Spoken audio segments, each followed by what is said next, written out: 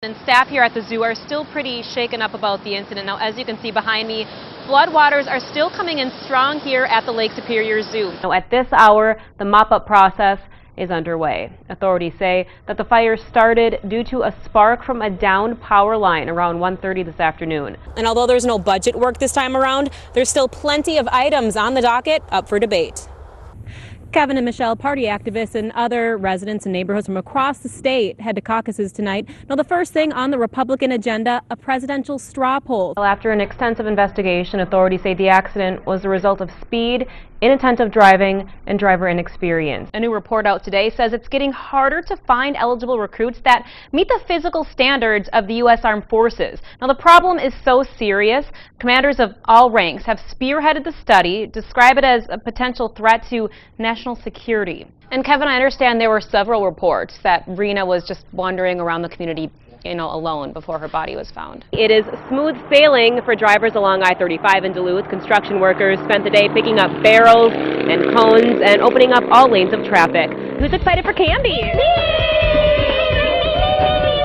Seems like they already have a little sugar high. We'll have a live report coming up. There are still up in arms about a controversial call that left the Seattle Seahawks soaring to victory and Green Bay wondering what the heck went wrong.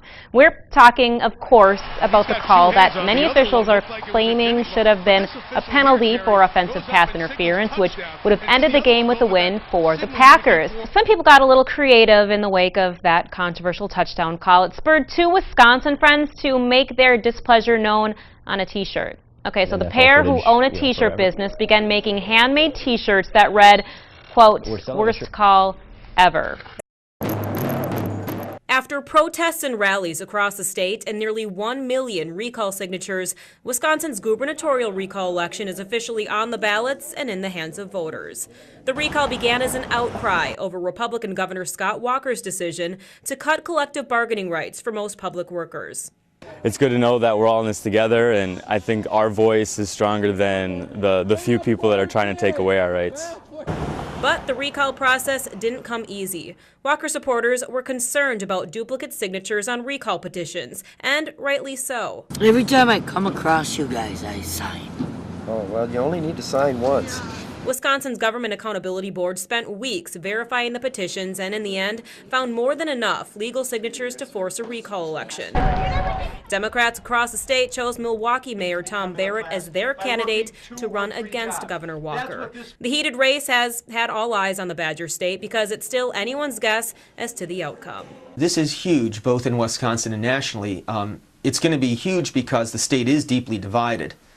And it's clear that the recall could go either way. We were like ground zero.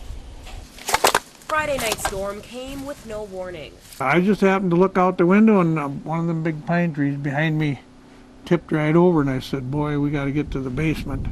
It sounded like a train was coming through here. All it was just a big whoosh, and everything was gone. Lucky for Roger Ringelstetter and his wife, their house is still standing. But that's not the case for their two pole buildings and nearly every tree in their yard. You know, you built this all your life, and in a second it's gone. Just steps away, their daughter and son-in-law did not fare out as well. Right over yonder is my house, or used to be my house. Jeff Meyer's house and car are gone. But it was those minutes during the thick of it that will stay with him forever. Because I had bookcases and glass flying on me, and I was down, I couldn't move, and I really thought I was a goner there for a minute. Going through the rubble and collecting what's left of their belongings is being put on hold, at least for now for this family, as they take some time to count their blessings. We have to. Just have to. We didn't get hurt, nothing serious. No way to... Could have been worse. In Solon Springs, LeAnnRWallace, the Northlands News Center. In life, sometimes there are no easy answers to the big questions, like what's the meaning of life, or how do we attain true happiness?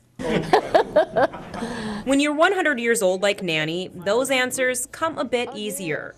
See, I didn't know when he was putting me on like his computer that all this stuff is going to happen. Just 2 days before Nanny's 100th birthday, her grandson logged on to Reddit.com and offered internet users a chance to tap into the wisdom of her experience. It was a lot of questions, and we got about 100 more to go, haven't we? Thousands more to go, actually. And the spunky centenarian gives some pretty candid answers. So what advice can you give us about love? Communicate. I think that's the best advice, is to communicate. And for those who don't have love, how to find a boyfriend? Well, there's probably one right around the corner.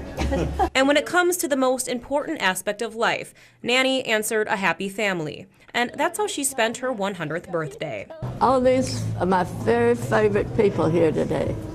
And I'm so lucky to have you.